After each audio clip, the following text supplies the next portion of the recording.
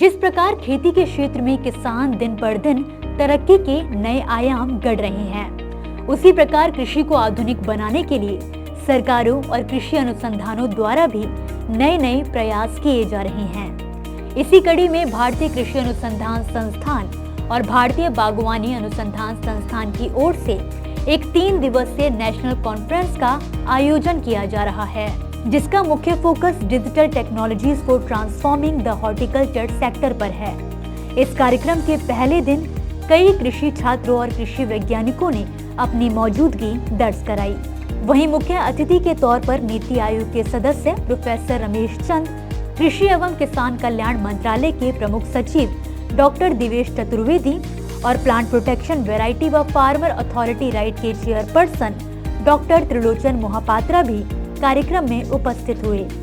तो चलिए आपको दिखाते हैं कि कार्यक्रम में क्या कुछ खास रहा और मुख्य अतिथियों ने अपने संबोधन में क्या कहा।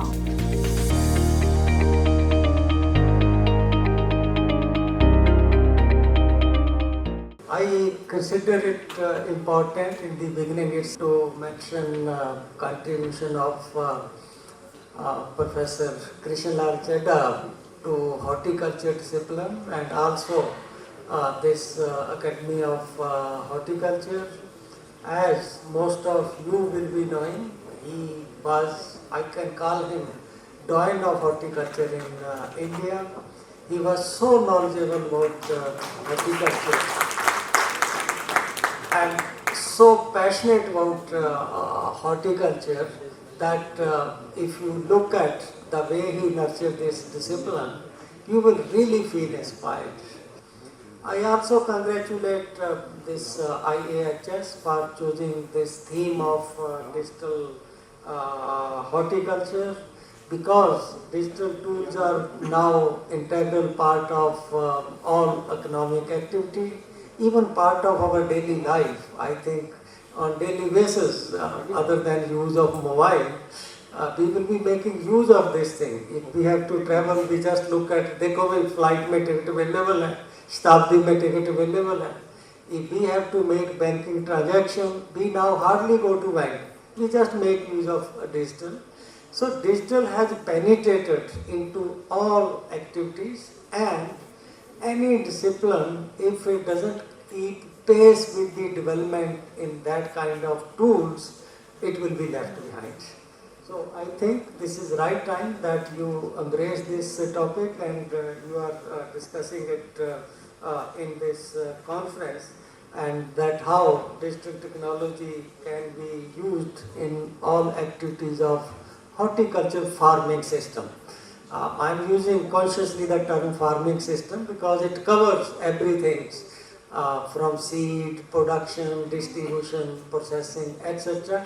And there are opportunities for application of digital technology in all spheres of chain of horticulture activity. So, how to ensure that there is aggregation? So, one of the ways of aggregation is obviously farmer-producer organizations. FPO's policy of our 10,000 FPO policy is primarily aimed to ensure that there is aggregation of produce.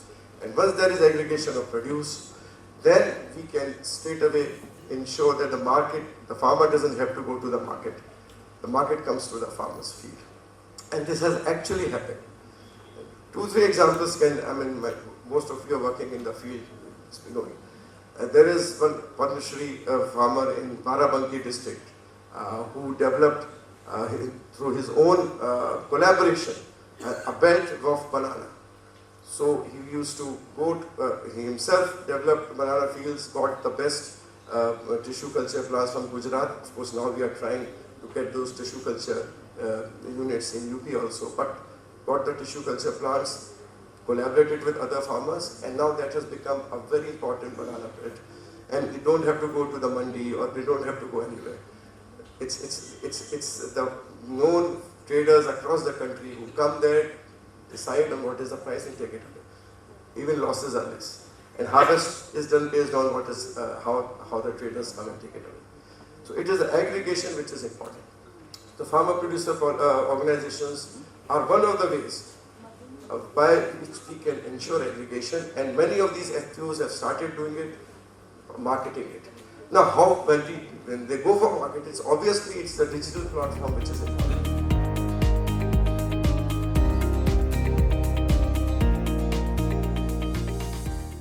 जो मकसद है, आजकल digital technology का ज़माना है। जो digital technology है वो हर इकोनॉमिक एक्टिविटी में अब जो है इस्तेमाल होती है। वो चाहे हमारी रोज़ाना की ज़िंदगी हो, हमने कभी ट्रेन की टिकट बुक करानी है, अब एजेंट को नहीं कहते, मोबाइल से ही जो है कर देते हैं। बैंक से किसी को कोई पैसा भेजना हो तो हम बैंक में जाके उसका चेक भर के या ड्राफ्ट नहीं बनाते, अपने इससे ट्रांसफ़र कर देते हैं। इसी तरह की एप्लीकेशन हर इकोनॉमिक एक्टिविटीज़ में है।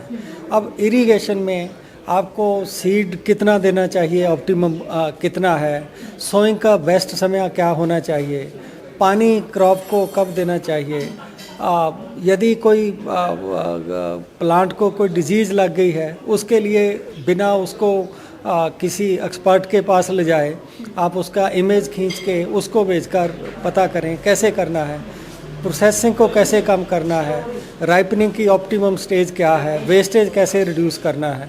तो ये बहुत से एरियाज़ हैं हॉर्टिकल्चर के केस में, फलों और सब्जियों के क्षेत्र में, जहाँ डिजिटल टेक्नोलॉजी को कैसे बढ़ावा दिया जा सकता है, वो इस कॉन्फ्रेंस में वैज्ञानिक डिस्कस करेंगे।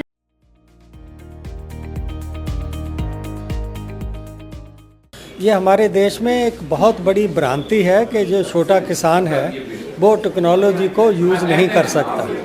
मेरे ऐसे पेपर लिखे हुए हैं कि small farmer, marginal farmer technology के मामले में इतना ही प्रोग्रेसिव है जितना एक बड़ा फार्मर है।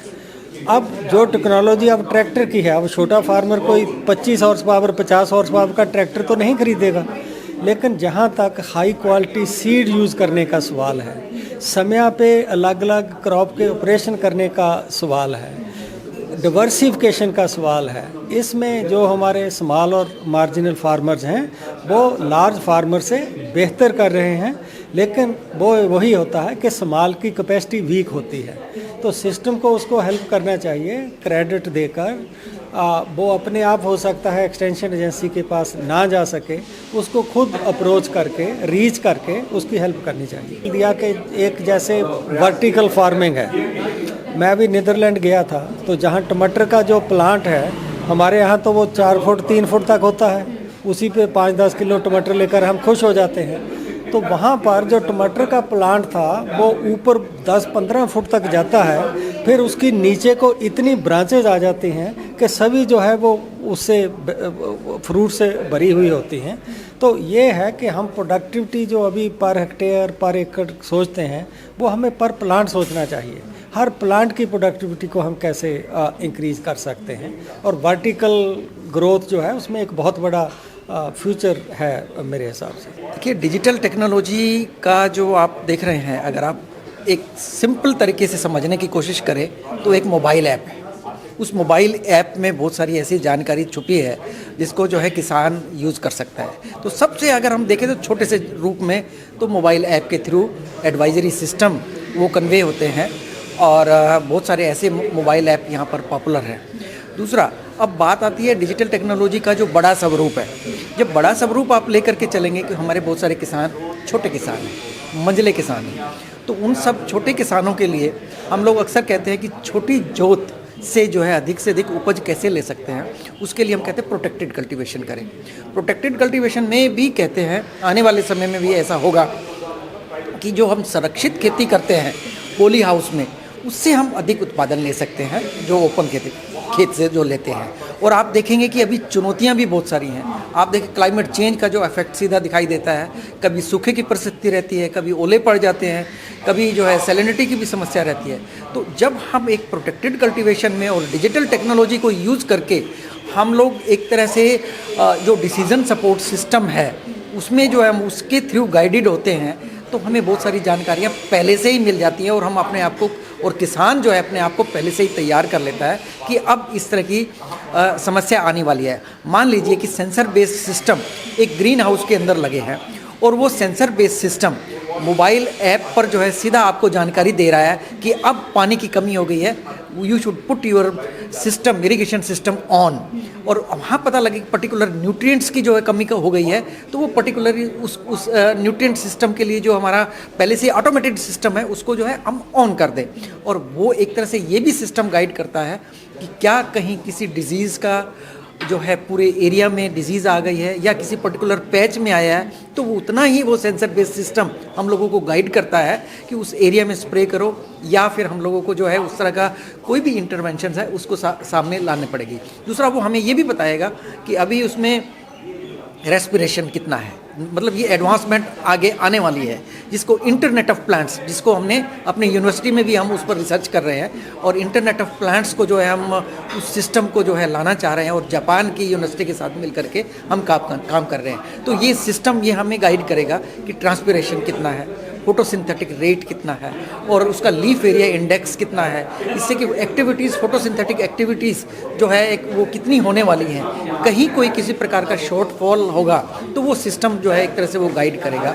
और इस तरह के बहुत सारे ऐसे मॉड्यूल्स होंगे जो क्रॉप बेस्ड मॉड्यूल बन करके तैयार होंगे, और इस तरह की जो जानकारी है वो किसानों तक जाएगी, और वो मॉड्यूल्स AI सिस्टम के थ्रू और जो है एक तरह से गाइडेंस रहेगी, और उससे यही रहेगा कि रिस्क कवरेज जो है किसानों को, climate resilient agriculture, climate resilient horticulture, high value crops को कैसे अपना सकते हैं। तो इन सब चीज़ों में मैं ये कहूँगा कि जो ये नए इंटरवेंशंस हैं बहुत ही फ़ायदे का सौदा किसानों के लिए होगा।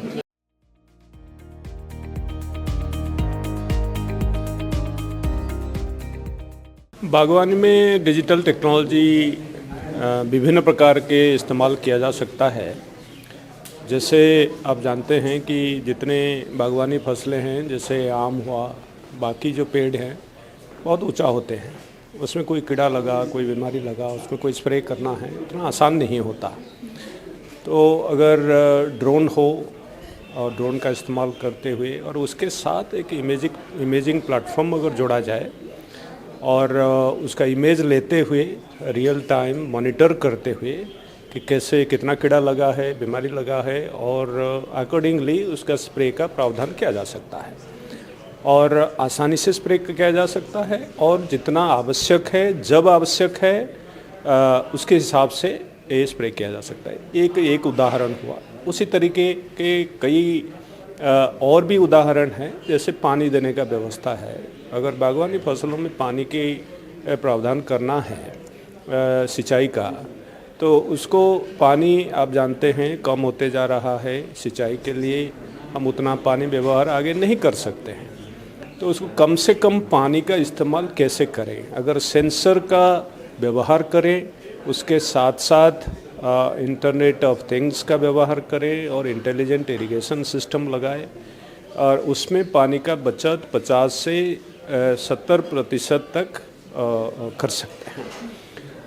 इसी तरह का अगर हमारे पास डेटा है तो हम डेटा का इस्तेमाल करते हुए हम जो भी बागवानी फसल है उसका बाज़ार कहाँ है, और उत्पादन को, बाज़ार के उत्पाद को बाज़ार के साथ जोड़ना, कब हार्वेस्टिंग करना है, और उसको सेंसर और GIS टैग के साथ उसको बाज़ार में ले जाए और सही समय पर बाज़ार पे पहुंचाए, लॉस, पोस्ट हार्वेस्ट लॉस को मिनिमाइज करते हुए।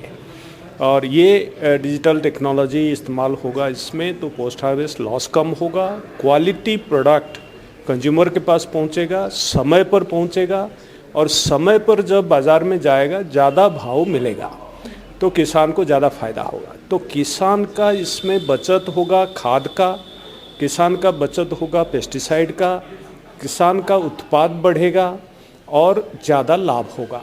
तो ये किसान का फ़ायदा इसको इससे मिल सकता है।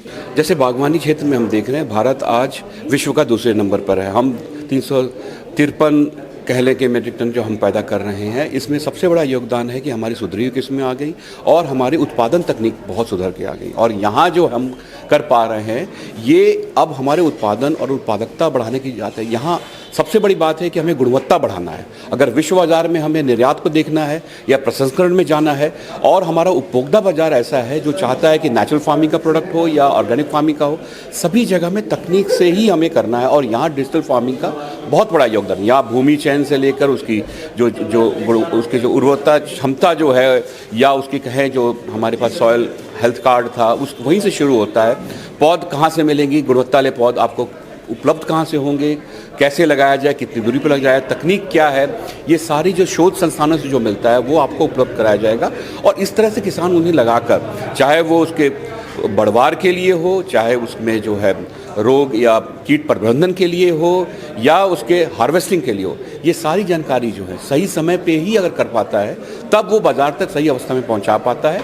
और मैं तो हमेशा कहता हूं कि किसान जो है वो सिर्फ उत्पादक ना बने, वो एंटरप्रेन्योर बने, जिससे कि उस तरह से वो करे कि जो बाजार को वो डिक्टेट करे, डायरेक्ट भेजे, डायरेक्ट मार्केटिंग में आए या समूह बना के आए, FPO जिसका हम कहते हैं। तो डिजिटल मार्केटिंग में यहाँ से क्या होता है, सारे लोग जुड़ पाते हैं और वो एक सही कीमत पे अपने आप के लिए जो है, जो उसके इनपुट्स होते हैं उसको ले पाते हैं, उत्पाद का भाव वो कर पाते हैं, और उन्हें क्या प्रसंस्करण करना है या उनको निर्यात करना है, इस सारी चीज़ों में अगर वो मिल पाते हैं तो डिजिटल टेक्नोलॉजी एक माध्यम ऐसा बना है जो सारी चीज़ों में आपको कहीं ना कहीं योगदान देगा।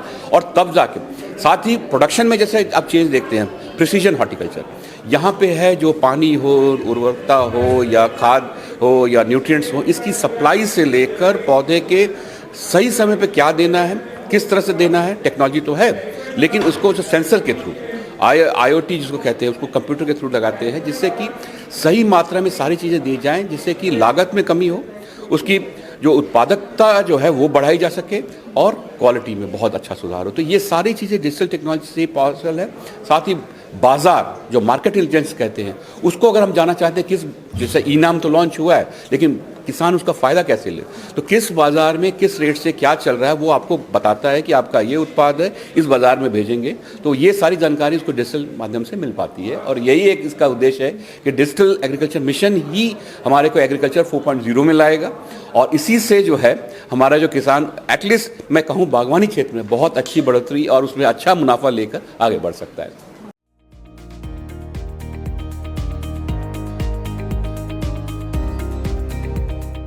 ई कॉमर्स प्लेटफॉर्म तो सरकार ने बनाया है, ई-नाम आप जानते हैं लागू है, मंडी में कई मंडी जुड़े हुए हैं हज़ारों संख्या में, और किसान जुड़ा हुआ है, करोड़ों संख्या में अब किसान जुड़ गए हैं, और पूरा देश उसके लिए बाजार हो गया है। तो ये तो सब है, लेकिन ज़्यादा से ज़्यादा किसान और जुड़ना है, बहुत दूर जाना है, और उसके लिए जैसे जैसे भारत सरकार की सारे योजनाएं आते रहते हैं, उसका पूरा फ़ायदा उठाने के लिए अभी बाकी और समय लगेगा। और दूसरी बात ये है कि सारे इलाके में ये व्यवस्था नहीं बना है। अगर आप पूर्वी भारत की बात करेंगे, वहाँ डिजिटल टेक्नोलॉजी तो दूर की बात है, पुराने जो ग्रीन रिवोल्यूशन टेक्नोलॉजी थे वो तो नहीं पहुँचे हैं। और बाज़ार के साथ किसान को जोड़ना अत्यंत आवश्यक है, और उसका दो पहलू है। एक किसान का जो उत्पाद का सही मूल्य उसको मिलेगा, जब बाज़ार बढ़ जाएगा, पूरा देश बाज़ार हो जाएगा या पूरा अंतर्राष्ट्रीय स्तर पर बाज़ार होगा तो उसको ज़्यादा रिटर्न मिलेगा। दूसरी बात यह है, जब बाज़ार के साथ किसान जुड़ता है तो ये जितने उत्पादन व्यवस्था है उसमें जो क्वालिटी एश्योरेंस की आवश्यकता होती है, तो किसान उससे कॉन्शियस हो जाता है, क्वालिटी उत्पाद भी होता है, तो ये दोनों आवश्यकता पूरा हो जाता है। तो इसी तरह का कई जो बाजारीकरण जो आज विश्व का हुआ है उसमें किसान पीछे रह गया था, लेकिन डिजिटल टेक्नोलॉजी के तहत किसान को अभी जुड़ा जा रहा है और आगे जुड़ते रहेंगे, तो ये बहुत अच्छा होगा किसान के लिए।